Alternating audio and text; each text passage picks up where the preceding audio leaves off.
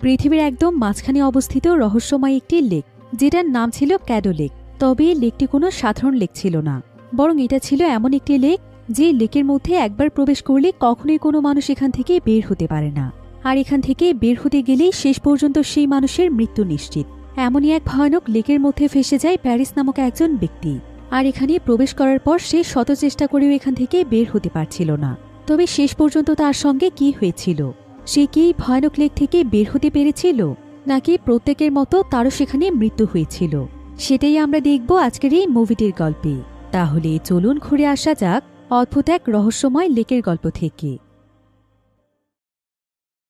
তো গল্পটি শুরু হয় আমেরিকার একটি শহরে, যেখানে আমরা বিশাল বড় একটি লেক দেখতে পাই। আর এখানে এই লেকের অন্ধকার গভীরে তলিয়ে যাচ্ছিল একটি কার। আর এখানে সেই কার্টের মধ্যে রয়েছে প্যারিস নামক একটি ছেলে এবং তার মা। যদিও প্যারিস এখন অনেকটাই নিজের হুঁশে ছিল, কিন্তু প্যারিসের মায়ের অবস্থা অনেক খারাপ হয়ে গিয়েছিল। সে নিঃশ্বাস নিতে না পারার কারণে তার হাত পা এমনভাবে অবশ হয়ে গিয়েছিল যে সে এখন নড়তে পর্যন্ত পারছিল না। তবে প্যারিস এখানে নিজের চিন্তা না করে কোনো মতে তার মায়ের সিটবেল্ট খুলে দেওয়ার চেষ্টা করছিল। তবে হাজার চেষ্টা করেও সে ব্যর্থ হয়ে যায়, কারণ তার নিজের দমে এমনভাবে আটকে গিয়েছিল যে সে বাধ্য হয়ে পানির উপরে চলে আসে। এরপর সে সেখানে তার মাকে খোঁজার আপ্রাণ চেষ্টা করে, কিন্তু দুর্ভাগ্যবশত সে সেখানে তার মায়ের অস্তিত্বটুকুও খুঁজে পায় না। ক্যাডো লেকের মধ্যেই সে সারা জীবনের জন্য তার মাকে হারিয়ে ফেলে।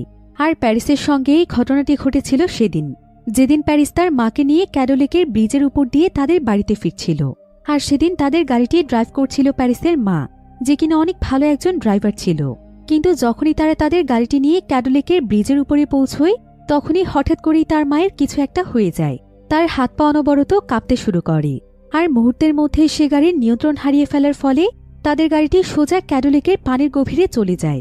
আর সেখানেই প্যারিসের মায়ের মৃত্যু হয়ে যায়। তবে মায়ের এমন মৃত্যু প্যারিস কোনোভাবেই মানতে পারছিল না।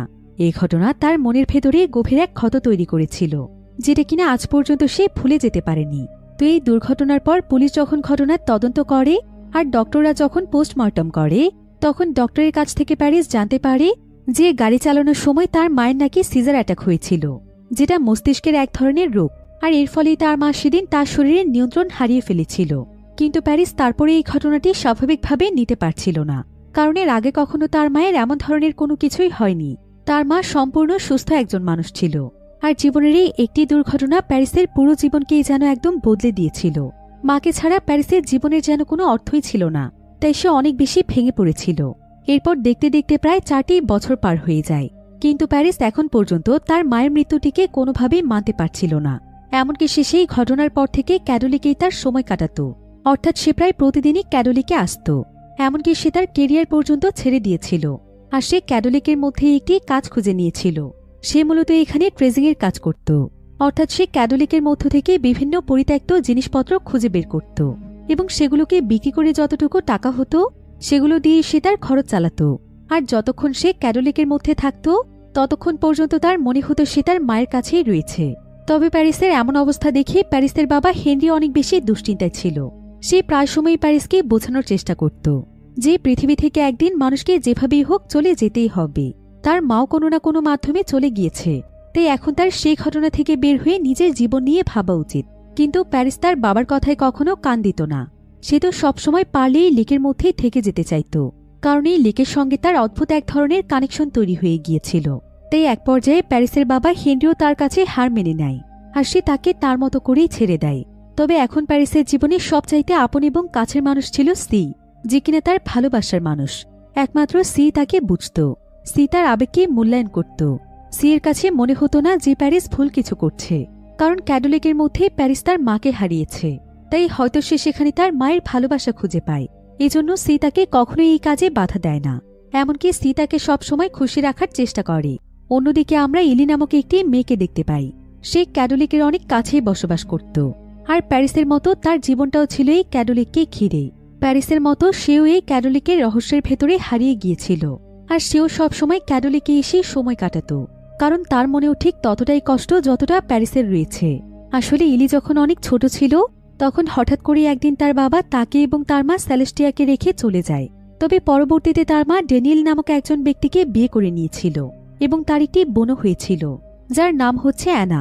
যদিও ইলি এখন তার পরিবারের সঙ্গেই থাকে, কিন্তু তারপরও ইলির সবসময় নিজেকে অনেক একা একা মনে হয়। এমনকি তার এটাও মনে হয় সেই পরিবারে ততটা অধিকার পায়নি, মূলত যতটা তার পাওয়া উচিত ছিল। আর তার ছোট বোনকে তার মা বাবা যতটা ভালোবাসে, সে ছোট থেকেই ততটা ভালোবাসা পায়নি। তাই ইলির মনে অনেক বেশি কষ্ট ছিল।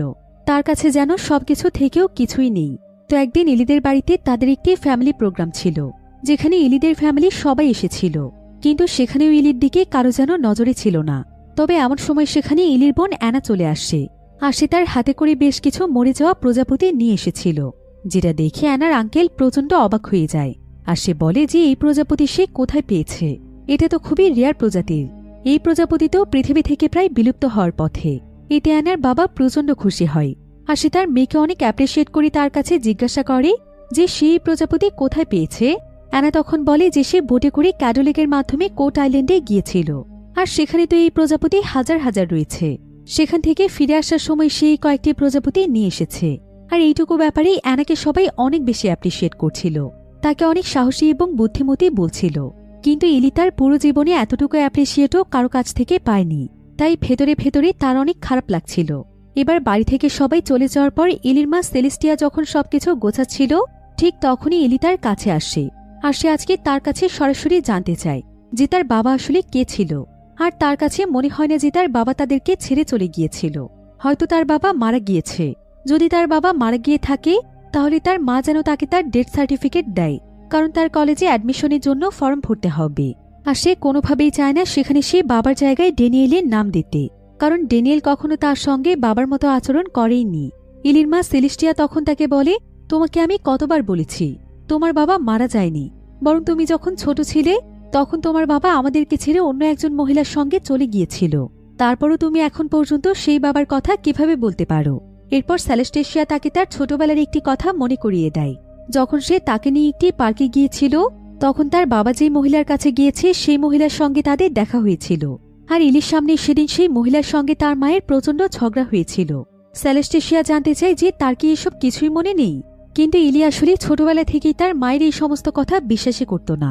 তার কাছে মনে হতো তার মা বানিয়ে বানিয়ে তার কাছে গল্প বলছে, তার বাবা নয়, বরং তার মাই হয়তো ড্যানিয়েলের জন্য তার বাবাকে ছেড়ে দিয়েছে। ইলি অনেকদিন ধরে এটাই সন্দেহ করছিল। এরপর সেলেস্টেশিয়া যখন তার রুমে ছিল না, তখন ইলি লুকিয়ে লুকিয়ে তার রুমে আসে। আর সে তার পুরো রুমের মধ্যে তল্লাশি করতে থাকে এবং এমন কিছু প্রমাণ খুঁজতে থাকে যেটার মাধ্যমে সে তার বাবার সম্পর্কে জানতে পারবে।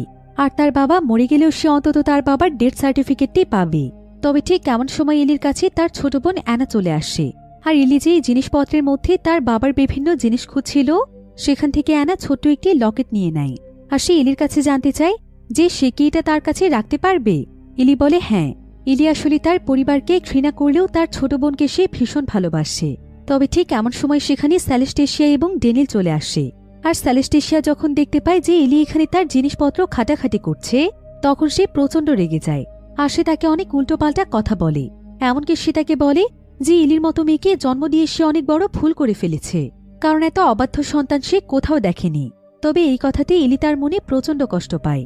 আর সে আর এক মুহূর্তের জন্য এই বাড়িতে থাকতে চায় না। তাই সে দ্রুত তখন তার প্রয়োজনীয় কিছু জিনিসপত্র গুছিয়ে নিয়ে বোটে উঠে পড়ে। এরপর সে বাড়ি ছেড়ে তার একজন বান্ধবীর বাড়ির দিকে যেতে থাকে। কিন্তু বোট নিয়ে ক্যাডোলিকের উপর দিয়ে অনেকটাই দূরে যাওয়ার পর হঠাৎ করে একটি জায়গাতে গিয়ে বোটটি থেমে যায়। ইলি বুঝতে পারে যে বেশ কিছুদিন ধরে বৃষ্টি না হয় লেকটি শুকিয়ে গিয়েছে। তবে এমন সময় ইলি যখন আশেপাশে জায়গাটি লক্ষ্য করে, তখন সে দেখতে পায় যে সে তো কোট আইল্যান্ডের সামনে পৌঁছে গিয়েছে, যেখান থেকে তার বোন প্রজাপতি এনেছিল। আর কোট আইল্যান্ড মূলত ক্যাডোলিকের অনেক উঁচু একটি জায়গাকে বলা হতো, যেখানে দীর্ঘদিন ধরে পানি না থাকায় সেটা একটা আইল্যান্ডে পরিণত হয়ে গিয়েছিল। আর যখনই ক্যাডোলিকের পানি শুকিয়ে যায়, তখনই এই আইল্যান্ডটি দেখা যায়। তো ইলি এখানে তার বোটটিকে আবারও সরিয়ে নেওয়ার চেষ্টা করছিল। কিন্তু ঠিক তখনই তার কোট আইল্যান্ডের দিকে চোখ পড়ে। আর সেখানে তাকিয়ে সে সাদা রঙের এক ধরনের প্রাণী দেখতে পায়, যেগুলো মূলত এক ধরনের ভাল্লুক ছিল। আর এই প্রাণীগুলোকে দেখে ইলি অনেকটাই অবাক হয়ে যায়, কারণ কোট আইল্যান্ডের মতো এমন জায়গাতে তো ভাল্লুক থাকাটা অসম্ভব ব্যাপার ছিল। তো ইলি অনেক মনোযোগ দিয়ে ভাল্লুকগুলোকে দেখছিল। কিন্তু এমন সময় ভাল্লুকগুলো একটি গাছের পেছনে যায়। আর এরপর যেন তারা বাতাসের সঙ্গে একদম মিলিয়ে যায়, যেন মনে হচ্ছিল সেখানে কোনো প্রাণী ছিলই না। ইলি ভুল দেখেছে। বিষয়গুলো ইলির কাছে বেশ অদ্ভুত লাগছিল। ইলি তখন তার বোটটি দ্রুত সেই জায়গা থেকে সরিয়ে নেয়। আর সে তার বোট চালিয়ে কোনো মতে তার বান্ধবীর বাড়িতে চলে আসে। তো ইলি এখানে তার বান্ধবীকে জানায় যে সেবার পুরোপুরি সিদ্ধান্ত নিয়ে ফেলেছে। সে আর কখনোই তার পরিবারের কাছে ফিরবে না। তার যত কষ্টই হোক সে নিজের মতো করে বাঁচবে। এসব বলে ইলি সেখানে ঘুমিয়ে পড়ে। তবে পরের দিন সকালেই দেখা যায় ইলির ফোনে ইলির মা সেলেস্টেশিয়া একটি ভয়েস মেসেজ পাঠিয়েছে, যেখানে সে অনেক বেশি কাঁদতে কাঁদতে বলছিল যে আনাকে কোথাও খুঁজে পাওয়া যাচ্ছে না। সমস্ত জায়গাতে খোঁজার পরও সে কোথাও নেই। গতকাল ইলি যখন ঘর ছেড়ে চলে গিয়েছিল তখন অ্যানাও তাকে থামানোর জন্য বোট নিয়ে বেরিয়ে পড়েছিল, কিন্তু তারপর থেকে সে আর ফিরে আসেনি। একথা শুনে ইলির হাত পা যেন একদম ঠান্ডা হয়ে যায়, কারণ সে অন্তত তার বোন অ্যানাকে সত্যি সত্যিই ভালোবাসত। তাই অ্যানার জন্য তার ভীষণ চিন্তা হচ্ছিল। এজন্য সে সেখানে আর এক মুহূর্তের জন্য দেরি করে না। সে দ্রুত তার বোট নিয়ে আবারও তার বাড়িতে ফিরে আসে।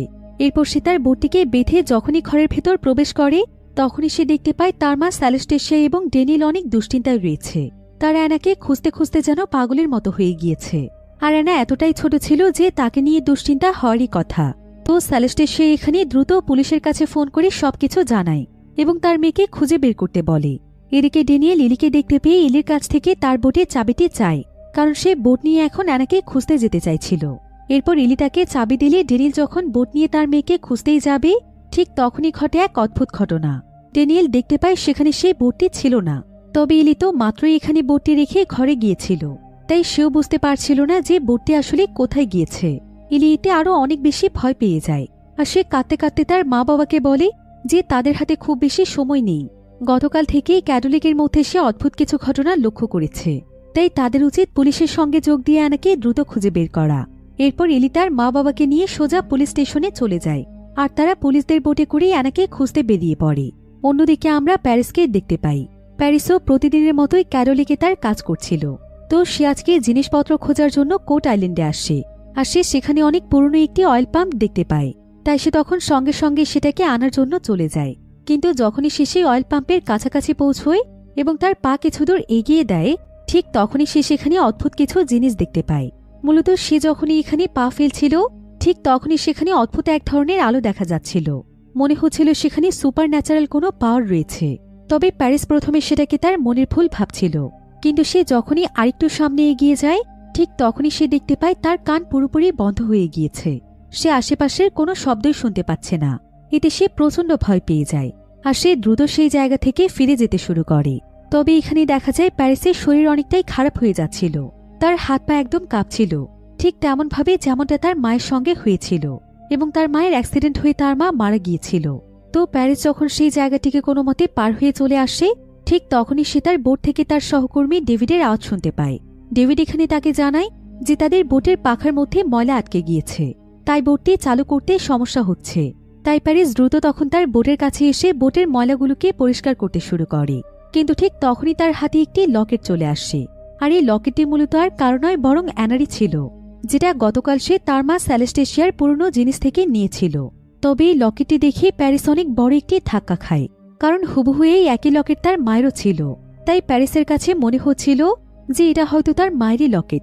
তবে আজকে ক্যাথলিকের মধ্যে প্যারিসের সঙ্গে যা কিছু হয়েছে তার কাছে এই বিষয়গুলো অনেক বেশি রহস্যজনক লেগেছে। তাই সে সেদিন দ্রুত তার গার্লফ্রেন্ড সিয়ের কাছে ফিরে আসে, আর সে সিকে সমস্ত কিছু খুলে বলে, এবং সে সিয়ের সঙ্গে মিলে ক্যাথলিক সম্পর্কে সমস্ত তথ্যগুলো বের করতে চায়, কারণ সে মূলত এই লেকের আসল রহস্য জানতে চায়। এদিকে প্যারিসের কাছে আবার তার বাবার একটি পুরনো ডায়েরি ছিল। তো প্যারিস যখন সেই ডায়েরিটি খোলে তখন সে দেখতে পায় সেখানে বেশ কিছু তারিখ লেখা রয়েছে, আর এই তারিখগুলো ছিল সেই সমস্ত তারিখ যেদিন যেদিন তার মায়ের সিজার অ্যাটাক হয়েছিল, যেটার জন্য তার মা মারা গিয়েছে। তো এখানে প্যারিস জানতে পারে যে তাহলে এই সিজার অ্যাটাক তার মায়ের আগেও হয়েছিল। তবে এখানে লেকের ব্যাপারে আরও কিছু কাগজপত্র দেখার পর প্যারিস যেন আরও বেশি অবাক হয়ে যায়, কারণ সে এখানে লেকের ম্যাপের ভেতর অদ্ভুত একটি প্যাটার্ন দেখতে পায়। আর সে এখানে লক্ষ্য করে যে প্রায় অনেক বছর ধরে যখন যখন লেকের বিভিন্ন জায়গার পানি শুকিয়ে গিয়েছে, অর্থাৎ যেই সালগুলোতে পানি শুকিয়ে যাওয়ার ঘটনা ঘটেছে, মূলত সেই সাল এবং সেই সময়গুলোতেই তার মায়ের সিজার অ্যাটাক হয়েছে। এমনকি আজ থেকে 4 বছর আগেও তার মায়ের সিজার অ্যাটাকের জন্য যে অ্যাক্সিডেন্টটি হয়েছিল সেই সময়েও লেকের পানিগুলো একদম শুকিয়ে গিয়েছিল। তাই এই বিষয়গুলো প্যারিসের কাছে বেশ অদ্ভুত লাগছিল। এখন এই সমস্ত বিষয় নিয়ে অনেক সময় যাবৎ চিন্তা ভাবনা করার পর প্যারিস এবার যেন একদম নিশ্চিত হয়ে যায় যে তার মায়ের সিজার অ্যাটাক এবং এই ক্যাথলিকের মধ্যে কোনো না কোনো কানেকশন রয়েছে, আর এই ক্যাথলিকের মধ্যে হয়তো এমন কোনো রহস্য লুকিয়ে আছে যেটা কেউ জানে না। এবার প্যারিস যখন তার গার্লফ্রেন্ড সিকেও এই সমস্ত কথা বলে তখন সি তাকে বলে যে সে যা কিছু ভাবছে এগুলো কিছুই নয়, এই সমস্ত ঘটনাগুলো একটি কাকতালীয় ব্যাপার। তার মায়ের মৃত্যুর সঙ্গে একটা লেক কিভাবে জড়িত থাকতে পারে? সেটা শুধুমাত্র একটা অ্যাক্সিডেন্ট ছিল। আর স্ত্রী প্রতিনিয়ত প্যারিসকে তার অতীত নিয়ে কষ্ট পেতে দেখে তারও এখন আর এসব ভালো লাগছিল না। সেও চাইছিল যে প্যারিস যেন স্বাভাবিক জীবনে ফিরে আসে। তাই সে এখানে প্যারিসকে বলে, এতগুলো বছর ধরে আমি তোমার প্রত্যেকটি কথাতে সাপোর্ট করেছি, কিন্তু এখন আমিও চাই তুমিও তোমার স্বাভাবিক জীবনে ফিরে আসো। অতীতে যা কিছু ঘটে গিয়েছে সেগুলো তো চাইলেও আমরা পরিবর্তন করতে পারবো না। তাই তোমার উচিত আমাকে নিয়ে নতুনভাবে জীবন শুরু করা। পুরো পৃথিবীতে তুমি তো একা নও যে কিনা তার মাকে হারিয়েছে। তাহলে তুমি কেন প্রতিনিয়ত অতীতে সে একই ঘটনা নিয়ে কষ্ট পাচ্ছ? কিন্তু সির এই সমস্ত কথাই প্যারিস আজকে অনেক বেশি কষ্ট পায়। তাই সে সিকে বলে যে সে সিকে সবার চাইতে আলাদা ভেবেছিল। সে ভেবেছিল সি অন্তত তাকে বুঝতে চায়, কিন্তু আজকে তার এই ধারণাও মিথ্যে প্রমাণিত হয়েছে। প্যারিস তখন সিয়ের সঙ্গে রাগ করে তার গাড়ি নিয়ে ক্যাডোলিকের কাছে চলে আসে, কারণ এখন তার মাথায় শুধু একটি কথাই চলছিল, সেটা হলো যেভাবেই হোক সে তার মায়ের মৃত্যুর আসল কারণ খুঁজে বের করবে। অন্যদিকে আমরা ইলি এবং তার পরিবারকে দেখতে পাই, যারা কিনা এখনও পুলিশ টিমের সঙ্গে মিলে অ্যানাকে খুঁজে বেড়াচ্ছিল। তারা ক্যারোলিক সহ আশেপাশের সমস্ত জায়গাতেই তন্ন তন্ন করে খুঁজেছে, কিন্তু এখন পর্যন্ত অ্যানার কোনো অস্তিত্বই খুঁজে পাওয়া যায়নি। তাই ইলি সহ তার মা বাবা অনেক বেশি দুশ্চিন্তায় ছিল। এদিকে পুলিশ টিমও অ্যানাকে খুঁজতে খুঁজতে একদম হাঁপিয়ে উঠেছিল, কিন্তু ইলি কোনোভাবেই নিজের হাল ছাড়ছিল না, কারণ অ্যানা মূলত তার পেছন পেছন এসে তাকে খুঁজতে গিয়েই হারিয়ে গিয়েছে। এজন্য ইলি এখানে নিজেকেই সবকিছুর জন্য দায়ী মনে করছিল। তাই সে আর এক মুহূর্তও দেরি না করে দ্রুত বাড়িতে ফিরে তার বোট নিয়ে আবারও ক্যাডোলিকের উদ্দেশ্যে বেরিয়ে পড়ে। আর সে ক্যাডোলিকের প্রত্যেকটি জায়গায় জায়গায় গিয়ে অ্যানার নাম ধরে ডাকতে থাকে। এমনকি পানি শুকিয়ে ক্যাডোলিকের যতগুলো দ্বীপ তৈরি হয়েছিল সে সেই প্রত্যেকটি দ্বীপে গিয়েও অ্যানাকে খুঁজতে থাকে, কিন্তু আশেপাশের কোথাও অ্যানা ছিল না।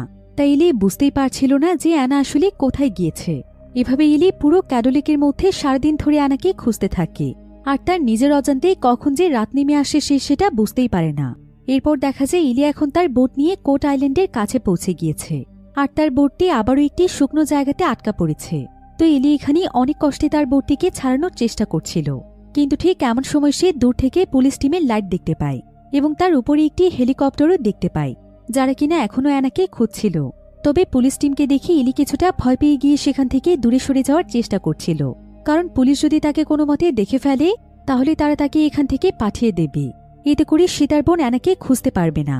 তাই সে পুলিশের হাত থেকে বাঁচতে দ্রুত তার বোট থেকে নেমে যায়, আর সে বিশাল বড় একটি গাছের পেছনে লুকিয়ে পড়ে।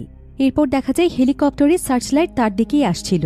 তাই ইলি দৌড়ে সেই জায়গা থেকে পালানোর চেষ্টা করে, কিন্তু এখানে দেখা যায় যে সে দৌড়তে দৌড়তে সেই অদৃশ্য আলোর সাথে ধাক্কা খাচ্ছিল, যেটা মূলত প্যারিস এখানে আসার পর লক্ষ্য করেছিল।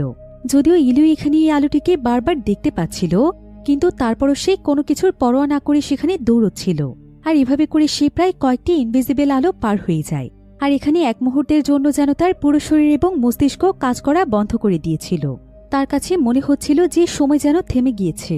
কিন্তু যখনই সে আবারও তার সেন্স ফিরে পায় তখন সে দেখতে পায় যে তার আশেপাশে সেই হেলিকপ্টারটি আর নেই, এমনকি পুলিশ টিমও সেখান থেকে চলে গিয়েছিল।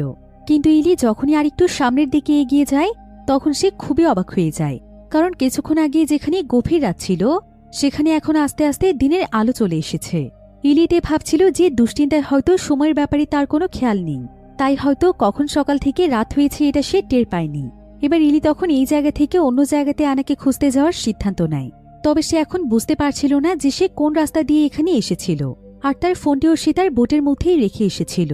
এরপর ইলি যখন সামনের দিকে তাকায় তখন সে কিছুটা দূরে একজন ফিশারম্যানকে দেখতে পায়, যে কিনা এখানে মাছ ধরতে এসেছিল। তো ইলি যখন কিছুতেই এখান থেকে ফিরে যাওয়ার রাস্তা খুঁজে পাচ্ছিল না তখন সে সোজা গিয়ে সেই ফিশারম্যানের সাহায্য নেয়, আর তার সাহায্যে তার বোটে করে সে কোনো মতে বাড়িতে পৌঁছে যায়। তবে ইলি যখনই তার বাড়িতে পৌঁছয় তখন সে একদম অবাক হয়ে যায়, কারণ বাড়িতে এখন যা কিছু ঘটছিল ইলির কাছে মনে হচ্ছিল যে এগুলো সে আগেও দেখেছে। কারণ সে দেখতে পায় তার মা এখানে পুলিশের কাছে কমপ্লেন করছে, আর তার বাবা অ্যানাকে পাগলের মতো খুঁজছে, ঠিক যেমনটা সে অ্যানার খবর পেয়ে এখানে এসে দেখেছিল। এবার ইলি যখন তাদের জানালা দিয়ে বাহিরে তাকায় তখন যেন ভয় তার হাত পা কাঁপতে শুরু করে, কারণ সে দেখতে পায় যে একটি বোটে করে সেই তার বাড়িতে ফিরছে। অর্থাৎ সেদিন সে যেভাবে তার বোট নিয়ে অ্যানাকে খোঁজার জন্য এসেছিল ঠিক সেভাবে সে আসছে। কিন্তু ইলি তো কিছুতেই বুঝতে পারছিল না যে এগুলো কি হচ্ছে। তবে সে সবকিছু চিন্তা করে একটি বিষয় বুঝতে পেরেছিল, যে গতকাল রাতে বারবার সে যে আলোর সঙ্গে ধাক্কা খেয়েছিল সেই আলোর জন্যই হয়তো কোনো না কোনোভাবে সে পেছনের সময়ে চলে এসেছে। এখন এসব কথা চিন্তা করে ইলি তখন তাড়াতাড়ি করে বোটের চাবি নেয়, আর অতীতের ইলি বাড়িতে প্রবেশ করার আগে সে পেছনের দরজা দিয়ে বেরিয়ে যায় এবং তার বোটটি নিয়ে সেখান থেকে চলে যায়। আর ইলি এখানে একটি বিষয় বুঝতে পেরেছিল, যে সেদিন বাড়িতে ফেরার পর কেন সে তার বোটটি পাচ্ছিল না, যে সেদিন যখন তার বাবা বোট নিয়ে অ্যানাকে খুঁজতে যেতে চাইছিল সেদিন কেন বোটটি সেখানে ছিল না, কারণ ফিউচার থেকে আসা ইলি বোটটি নিয়ে চলে গিয়েছিল। এবার ইলি যখন তার বোট নিয়ে আবারও কোট আইল্যান্ডের দিকে যাচ্ছিল, ঠিক তখনই তার হাতগুলো সেভাবেই কাঁপছিল, যেমনটা প্যারিস সেদিন সেই আলোটি ছোঁয়ার পর তার হাতও কেঁপেছিল। অন্যদিকে আমরা প্যারিসকে দেখতে পাই। ইলি যখন কোট আইল্যান্ডের দিকে যাচ্ছিল সেই সময় প্যারিসও ঠিক সেদিকেই যাচ্ছিল, আর কিছু দূর যাওয়ার পর তারা দুজনেই একই রকম একটি পুলের নিচ দিয়ে যাচ্ছিল, যে ব্যাপারটি কিছুটা অদ্ভুত ছিল, কারণ তাদের দুজনের সঙ্গে একই রকম সবকিছু হচ্ছিল। তবে এখানে আরেকটি অবাক করার বিষয় হচ্ছে, যেই পুলটি প্যারিস একদম স্বাভাবিক দেখছিল, সেই একই পুল ইলি দেখছিল ভাঙাচোরা অবস্থায়, যেটার কারণ এখানে একদম পরিষ্কার ছিল। সেটা হলো প্যারিস এবং ইলি একই জায়গায় থাকলেও তাদের ভেতরে অনেক বেশি সময়ের ব্যবধান ছিল। আসলে প্যারিসের কাহিনী শুরু হয়েছিল 2003 সাল থেকে, আর ইলি শুরু হয়েছিল 2022 সাল থেকে, অর্থাৎ দুজনের সময়ের ভেতরে অনেক বেশি পার্থক্য ছিল। এরপর দেখা যায় তারা দুজনেই কোট আইল্যান্ডে পৌঁছে যায়। তবে ইলি এবার কোট আইল্যান্ডে এসে অ্যানার বোট দেখতে পায়। এতে সে অনেকটা খুশি হয়ে অ্যানাকে খুঁজতে থাকে। সে দৌড়ে দৌড়ে কোট আইল্যান্ডের প্রত্যেকটি জায়গাতে গিয়ে অ্যানাকে ডাকছিল, কিন্তু এভাবে করে সে আবারও দুবার সেই আলোর সঙ্গে ধাক্কা খায়। এতে করে সে আগের মতো কিছু সময়ের জন্য স্তব্ধ হয়ে যায়, আর এবার সে দেখতে পায় তার কান দিয়ে কিছুটা রক্ত পড়ছে। কিন্তু তারপরও ইলি এখানে থেমে যায় না, সে অনবরত তার বোনকে খুঁজতে থাকে। তবে এখানে সবচাইতে অদ্ভুত ব্যাপার হচ্ছে, ইলি যে এখানে অ্যানা অ্যানা করে চিৎকার করে ডাকাডাকি করছিল, ইলি সেই আওয়াজ শুনতে পাচ্ছিল প্যারিস। তাই প্যারিসও আশেপাশে তাকে খুঁজছিল, কিন্তু তারা দুজন তা আসলে আলাদা আলাদা সময়ে উপস্থিত ছিল, তাই কেউ কাউকে দেখতে পাচ্ছিল না। তবে প্যারিস এখানে কোনো কিছু বুঝতে না পেরে ইলির আওয়াজের পিছু করতে করতে তাকে সমস্ত জায়গাতে খুঁজছিল। এদিকে ইলি পাগলের মতো অ্যানাকে খুঁজছিল, আর কিছুক্ষণ পর সে একটি বোটের মধ্যে অ্যানাকে দেখতে পায়। আর অ্যানা এখানে তার বোটের মধ্যে মন খারাপ করে বসেছিল। তবে অ্যানাকে দেখে ইলির মাঝে যেন তার প্রাণ ফিরে আসছে। সে তখন দৌড়ে অ্যানার কাছে চলে যায়, আর কাঁদতে কাঁদতে তাকে অনেক শক্ত করে জড়িয়ে ধরে। কিন্তু অ্যানা এখানে ইলিকে ধাক্কা দিয়ে দূরে সরিয়ে দেয়, আর সে তাকে বলতে থাকে যে সে কেন এমন করেছে, সে কেন তাদের মায়ের উপর প্লেট ছুঁড়ে দিয়ে বাড়ি থেকে বেরিয়ে এসেছে। তাই সে তার সঙ্গে কোনো কথাই বলতে চায় না। কিন্তু অ্যানার এসব কথা শুনে ইলি অনেক ভয় পেয়ে যায়, কারণ অ্যানা যেটার কথা বলছে সেটা প্রায় 1 মাস আগে ঘটেছিল, আর তাদের মধ্যে সবকিছু ঠিকও হয়ে গিয়েছিল। এমন সময় ইলি অ্যানার দাঁতের দিকে লক্ষ্য করে, কারণ কিছুদিন আগেই অ্যানার দাঁত পড়ে গিয়েছিল, কিন্তু এখানে তো সেই দাঁতটি এখনও রয়েছে। ইলি এতে খুব ভালোভাবেই বুঝতে পারে যে সে আবারও হয়তো সেই অদ্ভুত আলোর মাধ্যমে পেছনের সময়ে চলে এসেছে। অন্যদিকে আমরা প্যারিসকে দেখতে পাই। প্যারিসের সময় এখন রাত হয়ে গিয়েছিল, কিন্তু তারপরও প্যারিস আশেপাশে ইলিকে খুঁজছিল, কারণ ইলির আওয়াজ শুনে তার মনে হচ্ছিল যে ইলি হয়তো কোনো বিপদে রয়েছে। তবে এখানে দেখা যায় যে ইলিকে খুঁজতে গিয়ে প্যারিসও বেশ কয়েকবার সেই আলোর দেয়ালটি পার হয়ে যায়। এরপর প্যারিস লক্ষ্য করে যে কিছুক্ষণ আগেই তো এখানে রাত ছিল, কিন্তু এখন এখানে পুরোপুরিভাবে দিন হয়ে গিয়েছে। এতে প্যারিস বুঝতে পারছিল না যে তার সঙ্গে এগুলো কি ঘটছে। আর ঠিক এমন সময় প্যারিস তার সামনে একটি বাচ্চাকে পড়ে থাকতে দেখতে পায়, যার পেটের মধ্যে অনেক বড় একটি লাকড়ি ঢুকে গিয়েছিল। আর এই বাচ্চাটি মূলত আর কেউ ছিল না, বরং সেটা ছিল অ্যানা। আর এখানে অ্যানার সামনের দাঁতটি ভাঙা ছিল, অর্থাৎ এখানে একটি বিষয় পরিষ্কার হয়ে গিয়েছে। সেটা হলো এটা হচ্ছে সেই সময়ের অ্যানা, যখন সে ইলিকে খুঁজতে গিয়ে হারিয়ে গিয়েছিল। হয়তো অ্যানা তার বোনকে খুঁজতে খুঁজতেই কোট আইল্যান্ডে চলে এসেছিল, আর দুর্ভাগ্যবশত পড়ে যাওয়ার কারণে হয়তো এই লাকড়ি তার পেটের ভেতর ঢুকে গিয়েছে, আর সে ব্যথায় এখানে অজ্ঞান হয়ে পড়ে আছে। এবার প্যারিস তখন খুব সাবধানে অ্যানার পেট থেকে সেই লাকড়িটি বের করে দেয়, আর সে অ্যানাকে কোলে নিয়ে সামনের দিকে এগিয়ে আসে এবং আশেপাশে মানুষের কাছে সাহায্য চাইতে থাকে। এরপর প্যারিস যখন অ্যানাকে নিয়ে কিছুটা সামনের দিকে যায়, তখন সে দেখতে পায় লেকের মাঝখানে ব্রিজ বানানোর কাজ চলছে, যেখানে কিছুক্ষণ আগে সে কাঠের একটি পুল দেখেছিল। আর সবচাইতে অবাক করার বিষয় হচ্ছে যে কিছুক্ষণ আগে যে ক্যাডোলিকে ভরপুর পানি ছিল, সেটা এখন পুরোপুরিভাবে পানিশূন্য অবস্থায় পড়ে আছে। এসব দেখে প্যারিস এখানে পুরোপুরিভাবে বুঝে যায় যে বারবার যে সে আলোর সঙ্গে ধাক্কা খেয়েছিল সেটা কোনো সাধারণ আলো ছিল না, বরং সে সেই আলোর মাধ্যমে কোনো একটি সময় এসে পৌঁছে গিয়েছিল। হয়তো এটা ভবিষ্যতের কোনো সময়, কিন্তু এখন শুধুমাত্র প্যারিসের অ্যানার জন্য দুশ্চিন্তা ছিল। তাকে যেভাবেই হোক অ্যানাকে বাঁচাতে হবে। তাই প্যারিস যখন অ্যানাকে নিয়ে আরও কিছুটা সামনে যায়, তখন সে সেখানে একটি মালামালবাহী গাড়ি দেখতে পায়। সে তখন অ্যানাকে সেই ড্রাইভারের কাছে তুলে দেয় এবং বলে তারা যেন দ্রুত তাকে হসপিটালে নিয়ে যায়। তবে এখানে ড্রাইভার এবং তার সঙ্গীদের পোশাক আশাক প্যারিসের কাছে কিছুটা অদ্ভুত লাগছিল। তাই সে কৌতূহলবশত তাদের কাছে জানতে চায় যে এখন কোন সাল চলছে। তখন ড্রাইভার তাকে জানায় এখন 1952 সাল চলছে। তবে একথা শুনে যেন প্যারিসের পায়ের নিচ থেকে মাটি সরে যায়। সে বিশ্বাসই করতে পারছিল না যে সে সময়ের এত পেছনে চলে এসেছে। প্যারিসিতে অনেক ভয় পেয়ে যায়। সে তখন সেই ড্রাইভারকে বাচ্চাটির খেয়াল রাখতে বলে দৌড়ে কোট আইল্যান্ডের দিকে যেতে শুরু করে। তার কাছে আবার ক্যাথলিকের ওয়াটার লেভেলের একটি হিস্ট্রির কাগজ ছিল, যেটা চেক করে সে দেখতে পায় যে 1946 সাল থেকে 1952 সাল পর্যন্ত ক্যাথলিকের পানি পুরোপুরিভাবে শুকিয়ে গিয়েছিল। আর এখানে প্রায় অনেক সময় ধরে সেই হিস্ট্রির কাগজ দেখে প্যারিস বুঝতে পারে যে ক্যাথলিকের পোর্টাল মূলত সেই বছরগুলোতেই খুলে যায় যখন ক্যাথলিকের পানি শুকোতে শুরু করে। প্যারিসের মা এবং প্যারিসের অ্যাক্সিডেন্ট হয়েছিল 1999 সালে, আর তখনও ক্যাথলিক অনেক শুকিয়ে গিয়েছিল। এখন এই সমস্ত কিছু বুঝতে পেরে প্যারিস অনেক খুশি হয়ে যায়। আর সে মনে মনে ভাবতে থাকে যে সেই টাইম পোর্টালের মাধ্যমে তাহলে 1999 সালেও যেতে পারবে এবং তার মায়ের হওয়া অ্যাক্সিডেন্টটিকে থামাতে পারবে। এতে করে তার মা বেঁচে যাবে। প্যারিস তখন দ্রুত কোট আইল্যান্ডে আবারও সেই পোর্টাল খোঁজার জন্য বেরিয়ে পড়ে। এবার অন্যদিকে আমরা এলিকে দেখতে পাই। এলি এখন যে সময়ের আনাকে খুঁজে পেয়েছিল, সে তখন সেই আনাকে নিয়েই তার বাড়িতে পৌঁছে দেয়। আর সে দ্রুত তার বোট নিয়ে আবারও কোট আইল্যান্ডে চলে আসে। আর সে যখন কোট আইল্যান্ডে হাঁটাহাঁটি করছিল, ঠিক তখনই সে সেখানে তার ফোনের রিংটোনের আওয়াজ শুনতে পায়। সে তখন সেই আওয়াজটির পিছু করতে শুরু করে এবং সে যখন আওয়াজটির একদম কাছাকাছি পৌঁছে যায়, ঠিক তখনই সে আরও একটি পোর্টাল পার হয়ে যায়। আর দেখা যায় এবার সে তার নিজের সময়েই ফিরে এসেছে। এখানে আসার সঙ্গে সঙ্গে সে তার বোট এবং তার ফোনটি খুঁজে পেয়ে যায়, যেটাতে তখনও রিং হচ্ছিল। আর ইলি যখন ফোনটি রিসিভ করে, তখন দেখা যায় তাকে তার বাবা ড্যানিয়েল ফোন দিয়েছে। আর সে এখানে ভীষণ কাঁদছিল, কারণ এখন পর্যন্ত তারা অ্যানার কোনো খোঁজ পায়নি। তাই ইলিও অনেক বেশি দুশ্চিন্তায় পড়ে যায়। তবে ইলিও এখানে অনেক ভালোভাবে বুঝতে পেরেছিল যে তার বোন অ্যানা মূলত কোট আইল্যান্ডের টাইম পোর্টালের মাধ্যমেই কোথাও চলে গিয়েছে, অর্থাৎ তার বোন এখন অন্য কোনো সময় রয়েছে। তাই অ্যানা বুঝতে পারছিল না যে সে তাকে কিভাবে নিয়ে আসবে। ইলি তখন আবারও সেই টাইম পোর্টালে যাওয়ার সিদ্ধান্ত নেয়। আর সে নিজেকে প্রতিজ্ঞা করে যে যতক্ষণ পর্যন্ত তার নিঃশ্বাস রয়েছে ততক্ষণ পর্যন্ত সে তার বোন অ্যানাকে বাঁচানোর চেষ্টা করবে, কারণ অ্যানা তার জন্যই হারিয়েছে। তাই ইলি অ্যানাকে খোঁজার জন্য আবারও সেই টাইম পোর্টালে যাওয়ার সিদ্ধান্ত নেয়। তবে তার আগে সে এবার বিশাল বড় একটি দড়িকে একটি গাছের সঙ্গে বেঁধে ফেলে। এরপর সে নিজেকে সেই দড়ির সঙ্গে বেঁধে পোর্টালের মধ্যে ঢুকতে শুরু করে, যাতে করে যদি কোনোভাবে সে রাস্তা হারিয়ে ফেলে তাহলে যেন সে আবারও তার নিজের জায়গাতে ফিরে আসতে পারে। অন্যদিকে প্যারিস তো একের পর এক পোর্টাল পার হচ্ছিল। আর একটা পর্যায়ে এসে দেখা যায় সে ঠিক সেই সময়ে চলে আসে যেখানে ইলি দড়ি বেঁধে রেখেছিল। প্যারিস বুঝতে পারছিল না যে এই দড়িটি আসলে কোন দিকে গিয়েছে। সে নিজেও তখন সেই দড়িটির রাস্তার দিকে হাঁটতে থাকে। অন্যদিকে আমরা আরেকটি ইলিকে দেখতে পাই, যে কিনা অন্য একটি সময়ে পৌঁছে গিয়েছিল। আর এদিকে প্যারিসও সেই রশিটি ফলো করতে করতে সেই জায়গাতে পৌঁছে যায় যেখানে বর্তমান ইলি রয়েছে, অর্থাৎ সে এখন 2022 সালে রয়েছে। তবে এভাবে এই পোর্টালগুলো পার হলে তাদের শরীরেও এটার ইফেক্ট হতো, যার কারণে মাথায় প্রচণ্ড ব্যথা হতো এবং হাত পা কাঁপত। তাই ইলি এবং প্যারিস দুজনেই অনেক দুর্বল হয়ে গিয়েছিল। কিন্তু এখন তাদের দুজনের মস্তিষ্কে শুধুমাত্র একটি জিনিসই কাজ করছিল, সেটা হলো প্যারিস তার মাকে বাঁচাতে চায় আর ইলি তার বোনকে উদ্ধার করতে চায়। এদিকে ইলি কয়েকটি পোর্টাল পার হওয়ার পর বুঝতেই পারছিল না যে সে কোন সময়ে এসেছে। তবে সে যখন আরেকটু সামনে এগিয়ে যায় তখন সে সেখানে একটি লাইফ জ্যাকেট দেখতে পায়। আর লাইফ জ্যাকেটটির মধ্যে অ্যানার নাম লেখা আছে, কিন্তু লাইফ জ্যাকেটটি দেখে মনে হচ্ছিল যে এটা বহু বছর ধরে এখানে পড়ে আছে।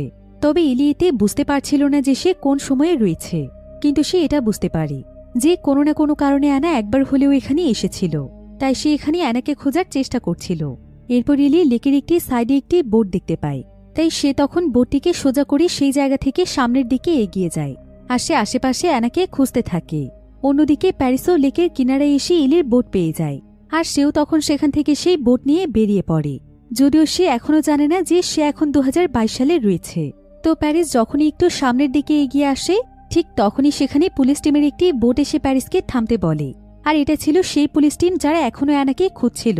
তো পুলিশ এখানে প্যারিসকে দেখে তার কাছে তার পরিচয় জানতে চায় এবং তার আইডি কার্ড দেখতে চায়। তবে প্যারিস এতে অনেক ভয় পেয়ে যায় আর সে দ্রুত তার বোটে নিয়ে সেখান থেকে পালিয়ে যাওয়ার চেষ্টা করে। কিন্তু কিছু দূর অনেক স্পিডে যাওয়ার পর তার বোটটি একটি জায়গার সঙ্গে ধাক্কা লেগে উল্টে যায়।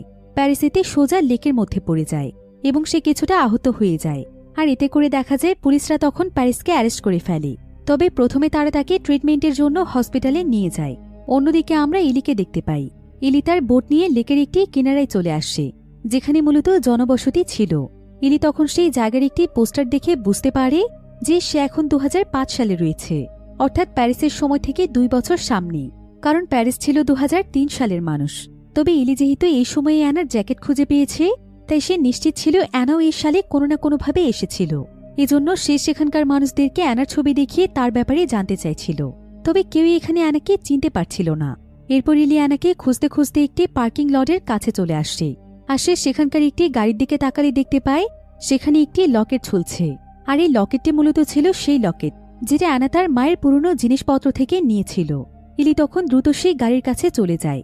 আর সে সেই গাড়ির ভেতর থেকে কোনোমতে সেই লকেটটিকে বের করে আনতে চায়। কিন্তু ঠিক এমন সময় সেখানে সেই গাড়ির মালিক চলে আসে। আর এই গাড়ির মালিক মূলত আর কেউ নয়, বরং এটা ছিল সি, অর্থাৎ প্যারিসের গার্লফ্রেন্ড, যার সঙ্গে এখানে ছোট্ট একটি বাচ্চাও ছিল। সে এখানে ইলিকে চোর মনে করে তাকে অনেক আজে বাজে কথা বলছিল। আর যখন সে তার কাছে সেই লকেটটি দেখতে পায়, তখন সে জোর করে তার কাছ থেকে লকেটটি ছিনিয়ে নিতে চায়। কিন্তু ঠিক তখনই সেখানে কিছু লোকজন এসে তাদেরকে আলাদা করে দেয়। তবে ইলি এখানে চিৎকার করে সিয়ের কাছ থেকে জানতে চায়, এই লকেট তুমি কোথায় পেয়েছ? এটা তো আমার বোন অ্যানার লকেট, আর এই লকেটটির জন্যই আমি তোমার গাড়ির কাছে এসেছিলাম। কিন্তু সি তখন তাকে বলে, এটা তোমার বোনের লকেট নয়, বরং এটা আমার লকেট, কারণ এটা আমাকে আমার বয়ফ্রেন্ড দিয়েছিল। আর এই লকেটটি ছিল আমার বয়ফ্রেন্ডের মায়ের লকেট। এরপর সি তখন এলিকে প্যারিসের একটি পোস্টার দেখায়। আর সে এলিকে জানায় যে তার বয়ফ্রেন্ড তাকে 2 বছর আগে ফেলে রেখে চলে গিয়েছে। তবে তার কিছুদিন পরে সে জানতে পারে যে সে প্রেগনেন্ট, আর এখন সে তার বাচ্চাকে সঙ্গে নিয়ে তার বয়ফ্রেন্ডকে খুঁজে বেড়াচ্ছে। এইটুকু আশায় যে সে অন্তত তার খবরটুকু পাবে। এরপর সে এখানে অনেক ইমোশনাল হয়ে এলিকে বলে, তুমি হঠাৎ করে আমার গাড়ির কাছে কেন এসেছ? আর এই লকেটটি বা তুমি কেন নিতে এসেছ? এমনটা নয় তো যে প্যারিসে তোমাকে এই লকেটটি নিয়ে যেতে পাঠিয়েছে, কারণ এটা ওর মা লিনের লকেট ছিল। তুমি কি সেই মেয়ে যার জন্য প্যারিস আমাকে এবং আমার সন্তানকে ফেলে চলে গিয়েছে?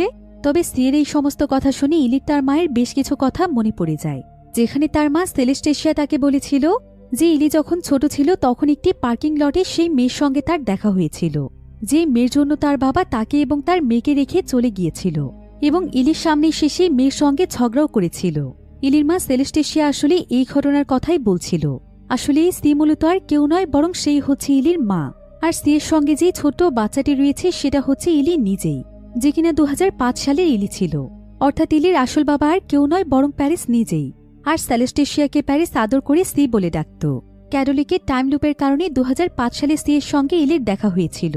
তবে তখন সেলেস্টেশিয়া ইলিকে সেই মেয়ে মনে করছিল, যার জন্য প্যারিস তাদেরকে রেখে চলে গিয়েছে। এদিকে এসব কিছু বুঝতে পেরে ইলি যেন একদম পাগলের মতো হয়ে যায়।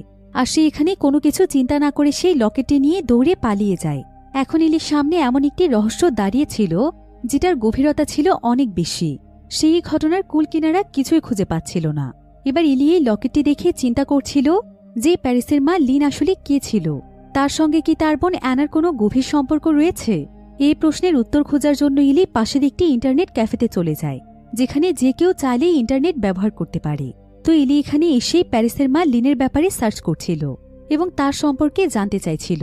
অন্যদিকে আমরা প্যারিসকে দেখতে পাই, যে কিনা 2022 সালে অর্থাৎ ইলির সময়ে হসপিটালে ভর্তি ছিল। একজন পুলিশ এখানে প্যারিসের হাতে হ্যান্ডকাপ লাগিয়ে রেখেছিল, আর সে তাকে নানা রকমের জিজ্ঞাসাবাদ করছিল, কারণ তাদের ধারণা ছিল অ্যানার গায়েব হওয়ার পেছনে প্যারিসেরই হাত রয়েছে। তো পুলিশ অফিসার জানতে চাইছিল যে সে ক্যাডোলিকে কি করছিল। কিন্তু এমন সময় প্যারিস একটি নিউজ চ্যানেলে দেখতে পায় যে সেখানে বলা হচ্ছিল বাইরে প্রচণ্ড বৃষ্টি হতে যাচ্ছে, আর এই বৃষ্টির গতি এবং সময় এতটাই বেশি হতে চলেছে যেটার মাধ্যমে ক্যাডোলিক পানি দিয়ে পুরোপুরি পরিপূর্ণ হয়ে যাবে। এমনকি কোট আইল্যান্ড সহ ক্যাডোলিকে যতগুলো জায়গা রয়েছে সেই সমস্ত জায়গাগুলো পানি দিয়ে তলিয়ে যাবে। এই নিউজটি জানতে পেরে প্যারিস অনেক বেশি ভয় পেয়ে যায়, কারণ তার কাছে মনে হচ্ছিল যে কোট আইল্যান্ড তলিয়ে গেলে সেই পোর্টালও বন্ধ হয়ে যাবে, আর সে হয়তো কখনোই আর নিজের সময়ে ফিরতে পারবে না। তাই সে এখানে টয়লেটের অজুহাত দেখিয়ে কোনোমতে সেই জায়গা থেকে পালাতে চাইছিল। এজন্য সে দৌড়ে হসপিটালের একটি জায়গাতে এসে লুকিয়ে পড়ে। আর সেখানে থাকা একটি টিভি নিউজের মধ্যে সে দেখতে পায় যে টিভিতে 8 বছর বয়সী অ্যানাকে দেখানো হচ্ছিল, যে কিনা ক্যাডোলিক থেকে গায়েব হয়ে গিয়েছে। তাকে কোথাও খুঁজে পাওয়া যাচ্ছে না। অর্থাৎ এটা ছিল বর্তমান সময়েরই ঘটনা, যেখানে এখনও অ্যানাকে খোঁজা হচ্ছিল। তো প্যারিস যখন এখানে অ্যানার একটি ছবি দেখতে পায় তখন সে একদম অবাক হয়ে যায়, কারণ এটা ছিল সেই অ্যানা যাকে সে 1952 সালে দিয়ে এসেছিল। তবে তার চাইতেও বেশি অবাক হয়ে যায় সে একটি বিষয় ভেবে। সেটা হলো যখন সে অ্যানার ছবি অনেক গভীরভাবে দেখে তখন এখানে তার মায়ের ছোটবেলার একটি ছবির কথা মনে পড়ে যায়। আর প্যারিসিতে বুঝতে পারে যে অ্যানা আসলে আর কেউ নয় বরং তার মা অ্যানালিন, যাকে সে 1952 সালে দিয়ে এসেছিল। তবে সেই সময় তাড়াহুড়োর জন্য প্যারিস তার চেহারা ভালোভাবে দেখতে পায়নি, তাই তার দ্বারা এত বড় ভুল হয়ে গিয়েছে। অন্যদিকে ইলিও কম্পিউটারে অ্যানালিন লিখে সার্চ করে, আর সে এখানে জানতে পারে যে প্যারিসের মা অ্যানালিন আসলে একজন রিসার্চার ছিল, আর সে অনেক জনপ্রিয় একজন মানুষ ছিল। এরপর ইলি এখানে অ্যানার ছোটবেলার একটি ছবি দেখতে পায়, আর সে যখন তার বোনের ছবির সঙ্গে সেই ছবিটি মিলিয়ে দেখে তখন তার আর বুঝতে বাকি থাকে না যে অ্যানালিন আর কেউ নয় বরং সে তার বোন অ্যানা। আসলে প্যারিস যখন অ্যানাকে 1952 সালে রেখে এসেছিল তখন সেই জায়গা থেকে অ্যানা আর কখনোই ফিরে আসেনি, আর পরবর্তীতে অ্যানার মাধ্যমে সমস্ত ঘটনা শুরু হয়েছিল। প্যারিস অ্যানাকে যে লোকদের হাতে তুলে দিয়েছিল তারাই অ্যানাকে পরবর্তীতে লালন পালন করেছিল। এরপর অ্যানা বড় হয়ে বেঞ্জামিন লিনকে বিয়ে করে, যে কিনা প্যারিসের বাবা। তারপর প্যারিসের জন্ম থেকে শুরু করে সবকিছু একে একে ঘটতে থাকে। তবে আমরা আগেই দেখেছিলাম যে ক্যাডোলিকে সেই টাইম পোর্টাল পার হলে মানুষের শরীরে একটি খারাপ ইফেক্ট দেখা দেয়, সেটা হলো মানুষের হাত পা অবশ হয়ে যায় এবং কাঁপতে থাকে।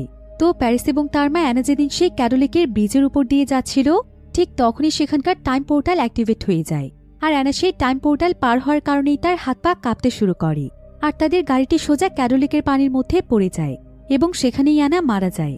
এখন এসব কিছু জানতে পেরে ইলি অনেক বেশি ইমোশনাল হয়ে যায় যে প্যারিস তার বাবা আর তার বোন অ্যানা হচ্ছে তার দাদি। অন্যদিকে আমরা প্যারিসকে দেখতে পাই।